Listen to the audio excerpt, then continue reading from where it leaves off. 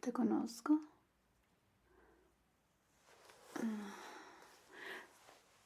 Ya sé quién eres.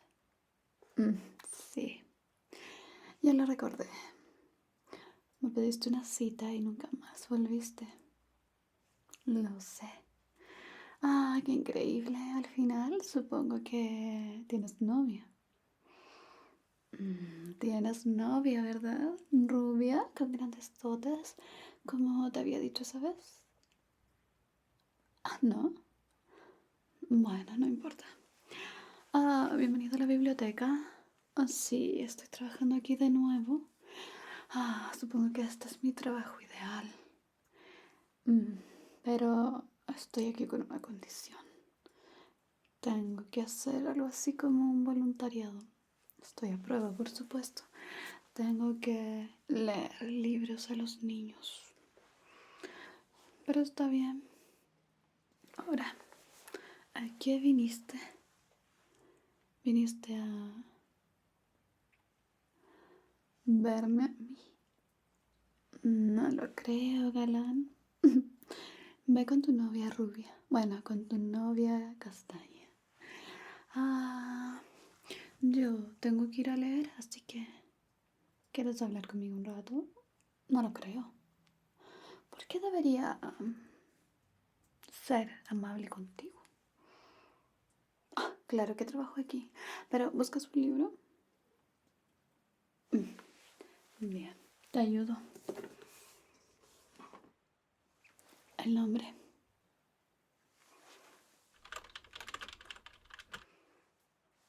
Mm, año. Autor. ¿Cómo quieres que te ayude entonces?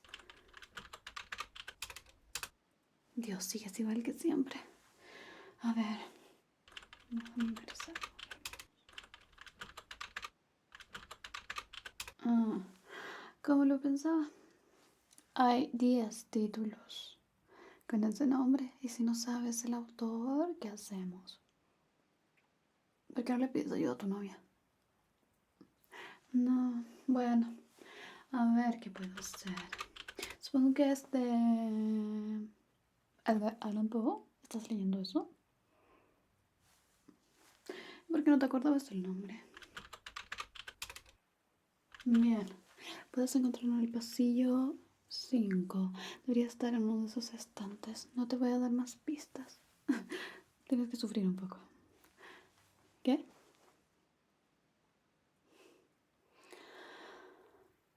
Otro libro. Bien. Dime el nombre.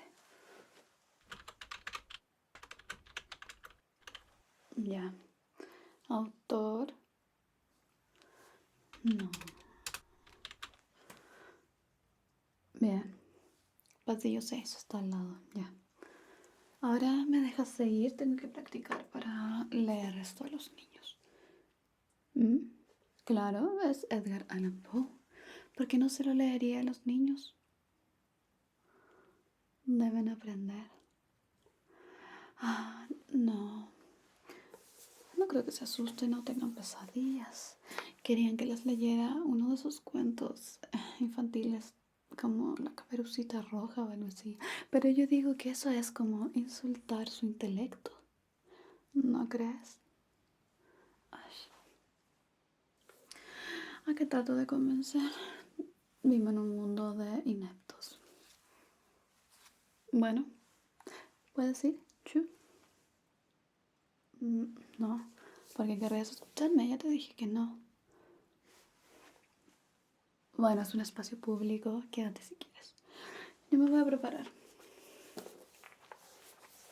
Hay que esperar a que lleguen los niños, pero siéntate por ahí.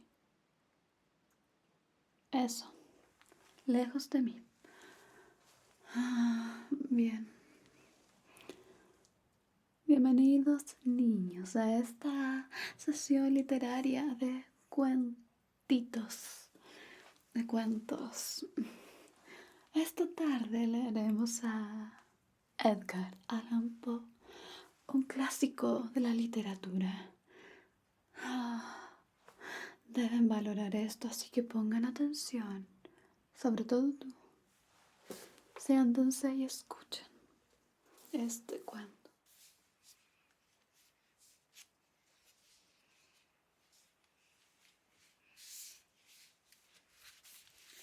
Creo que el cuento perfecto para hoy será El corazón del autor. Lo tenía marcado. No soy una inepta como otros. Bien. El corazón del autor. Es verdad, soy muy nervioso, espantosamente nervioso. Siempre lo fui, pero ¿por qué pretenden que esté loco? La enfermedad ha aguzado mis sentidos, mas sin destruirlos ni embotarlos. Tenía el oído muy fino, ninguno le igualaba. He escuchado todas las cosas del cielo y de la tierra, y no pocas del infierno. ¿Cómo he de estar loco? Atención. Ahora verán con qué sano juicio y con qué calma puedo referirles toda la historia. Me es imposible decir cómo se me ocurrió primeramente la idea, pero una vez concebida no pude desecharla ni de día ni de noche. No me proponía objeto alguno ni me dejaba llevar de una pasión. Amaba al buen anciano, pues jamás me había hecho daño alguno, ni menos insultado. No envidiaba su oro, pero tenía en sí algo desagradable. Era uno de sus ojos, sí, eso es. Se asemejaba al de un buitre y tenía el color azul pálido. Cada vez que ese ojo fijaba en mí su mirada, se me helaba la sangre en las venas y lentamente, por grados, comenzó a germinar en mi cerebro la idea de arrancar la vida al viejo, a fin de librarme para siempre de aquel ojo que tanto me molestaba. Este es el quid. Me creen loco, pero adviertan que los locos no razonan. Si hubieran visto con qué buen juicio procedí, con qué tacto y previsión, y con qué disimulo. Puse manos a la obra. Nunca había sido tan amable con el viejo como durante la semana que precedió al asesinato. Todas las noches, a eso de las 12, levantaba el picaporte de la puerta y la abría, pero qué suavemente. Y cuando quedaba bastante espacio para pasar la cabeza, introducía una linterna sorda bien cerrada, para que no filtrase ninguna luz, y alargaba el cuello. Oh, se hubieran reído al ver con qué cuidado procedía. Movía lentamente la cabeza muy poco a poco para no perturbar el sueño del viejo, y necesitaba al menos una hora para adelantar lo suficiente a fin de ver al hombre echado en su cama. Ah, un loco no hubiera sido tan prudente. Cuando mi cabeza estaba dentro de la habitación, levantaba la linterna con sumo cuidado. Oh, con qué cuidado, con qué cuidado, porque la bisagra rechinaba. No la abría más que lo suficiente para que un imperceptible rayo de luz iluminase el ojo del buitre.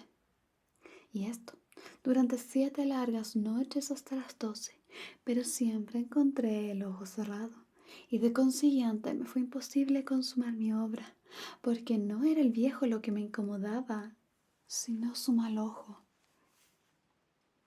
Todos los días al amanecer entraba atrevidamente en su cuarto y le hablaba con la mayor naturalidad, llamándole por su nombre con un tono cariñoso y preguntándole cómo había pasado la noche. Ya ven, por lo dicho, que debía ser un viejo muy perspicaz para sospechar que todas las noches hasta las 12 lo examinaba durante su sueño. Llegada la 8ª noche, procedí con más precaución aún para abrir la puerta. La aguja del reloj se hubiera movido más rápidamente que mi mano. Mis facultades y mi sagacidad estaban más desarrolladas que nunca y apenas podía reprimir la emoción de mi triunfo. Pensar que estaba allí, abriendo la puerta poco a poco y que él no podía ni siquiera soñar en mis actos, ni menos imaginar mis pensamientos secretos. Esta idea me hizo reír. Y tal vez el durmiente oyó mi ligera carcajada, pues se movió de pronto en su lecho como si se despertase. Tal vez creerán que me retiré. Nada de eso. Su habitación estaba negra como el alquitrán, tan espesa eran las tinieblas, pues mi hombre había cerrado herméticamente los postigos por temor a los ladrones. Y sabiendo que no podía ver la puerta entornada, seguí empujándole más, siempre más. Había pasado ya la cabeza y estaba a punto de abrir la linterna cuando mi pulgar se deslizó sobre el muelle con que se cerraba y el viejo se incorporó en su lecho exclamando: ¿Quién anda ahí? Permanecí inmóvil sin contestar. Durante una hora me mantuve como petrificado. Y en todo ese tiempo no le vi echarse de nuevo. Seguía sentado y escuchando, como yo lo había hecho noches enteras. Pero, de repente, oigo una especie de queja débil y reconozco que era debida a un terror mortal. No era de dolor ni de pena, oh no, era el ruido sordo y ahogado que se eleva del fondo de un alma poseída de espanto. Yo conocía bien este rumor, pues muchas noches a las 12, cuando todos dormían, lo oí producirse en mi pecho, aumentando con su eco terrible el terror que me embargaba. Por eso comprendía bien lo que el viejo experimentaba y lo compadecía, aunque la risa entreabría mis labios. No se me ocultaba que se había mantenido despierto desde el primer ruido, cuando se volvió en el lecho. Sus temores se acrecentaron y sin duda quiso persuadirse de que no había causa para ello, mas no pudo conseguirlo. Sin duda pensó: eso no será más que el viento de la chimenea, o un ratón que corre, o algún grillo que canta.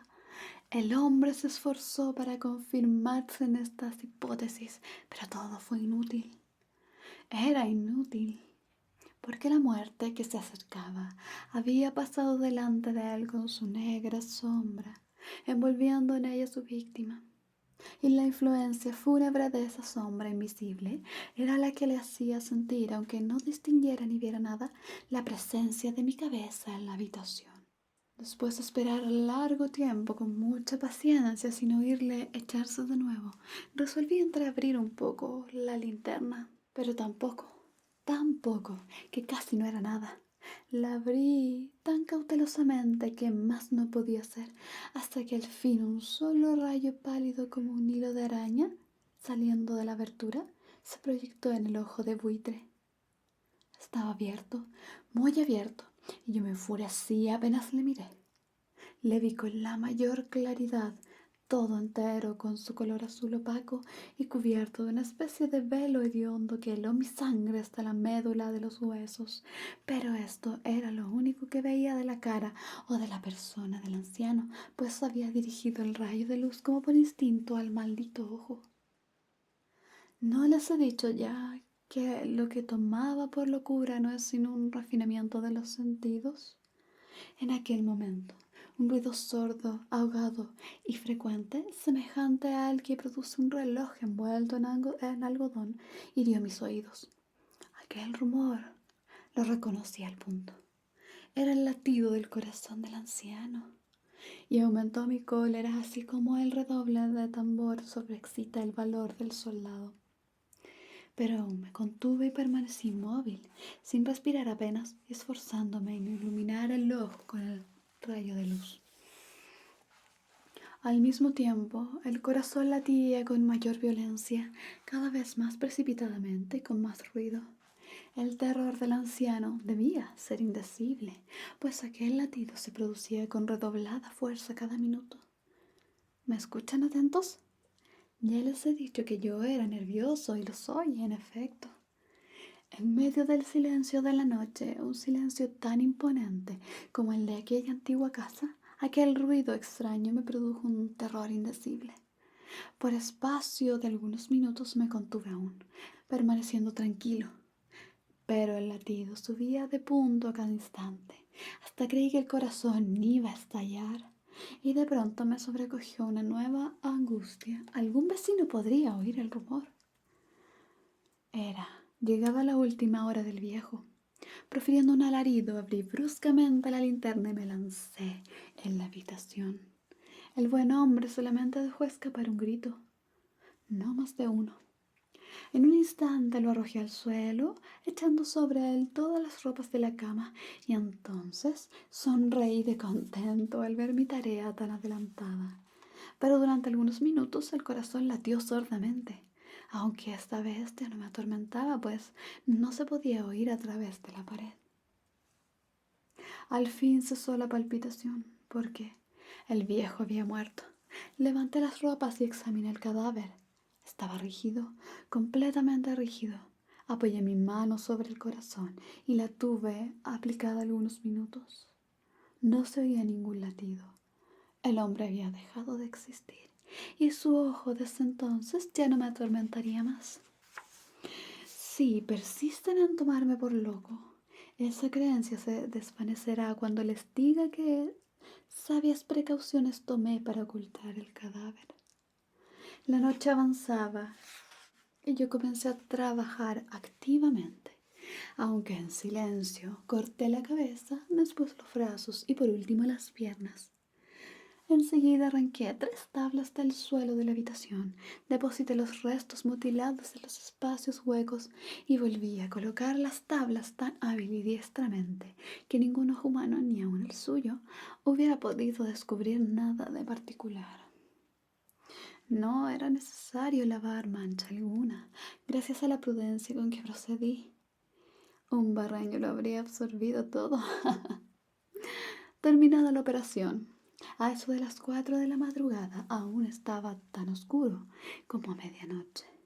Cuando el reloj dio las horas, llamaron a la puerta de la calle y yo bajé con la mayor calma para abrir, pues, ¿qué podía temer ya? 3 hombres entraron anunciándose cortésmente como oficiales de policía. Un vecino había oído un grito durante la noche. Esto bastó para despertar sospechas. Se envió un aviso a las oficinas de policía y los señores oficiales se presentaron para reconocer el local. Yo sonreía, porque nada debía temer, y recibiendo cortésmente a aquellos caballeros, les dije que yo era quien había gritado en medio de mi sueño.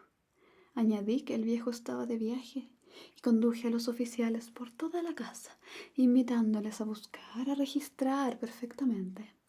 Al fin entré en su habitación y mostré sus tesoros, completamente seguros y en el mejor orden.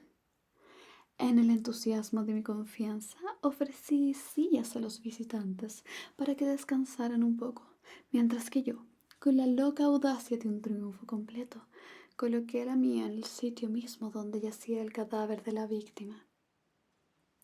Los oficiales quedaron satisfechos y convencidos por mis modales. Yo estaba muy tranquilo. Se sentaron y hablaron de cosas familiares, a las que contesté alegremente. Mas al poco tiempo me di cuenta de que yo palidecía y ansié la marcha de aquellos hombres. Me dolía la cabeza, me parecía que los oídos me zumbaban, pero los oficiales continuaban sentados hablando sin cesar.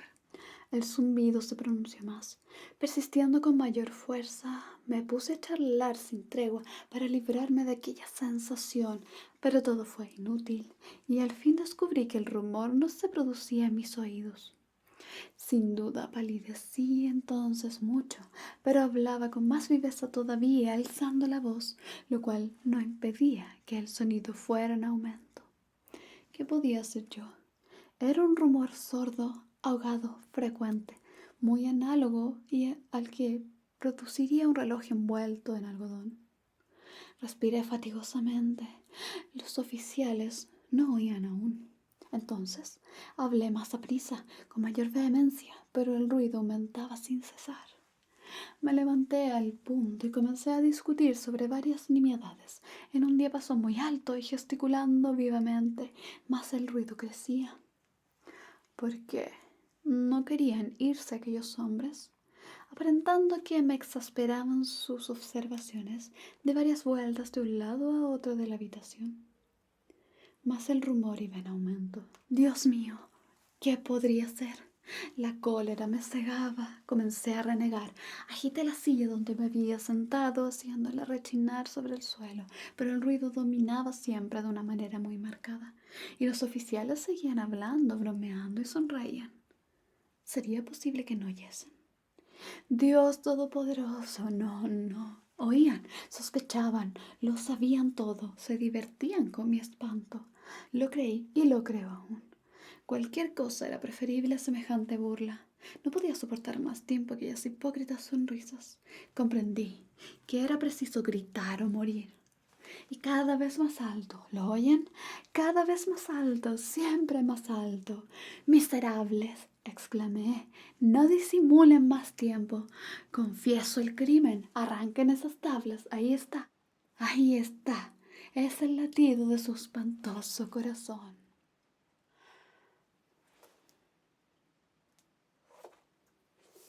¿Por qué están llorando?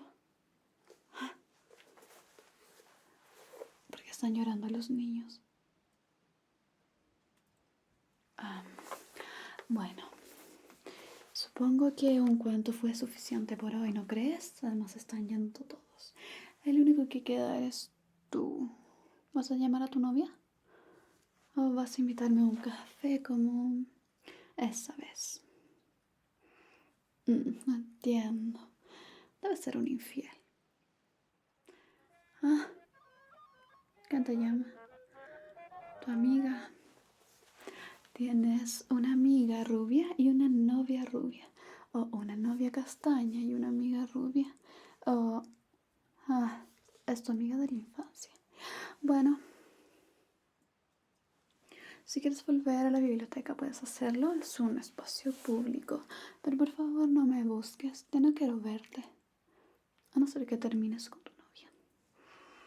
Pero no lo vas a hacer. Seguramente vas a buscar a una rubia. O a tu amiga. Ah, así son los hombres. El único que no me decepciona es Edgar Allan Poe.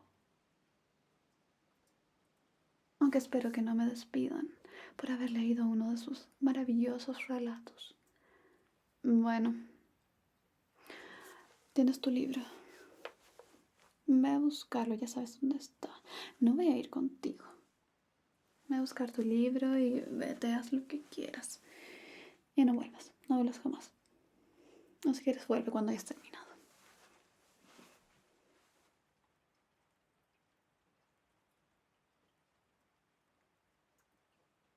Gracias por ver. No olvides suscribirte para más videos como este. Y si aún no puedes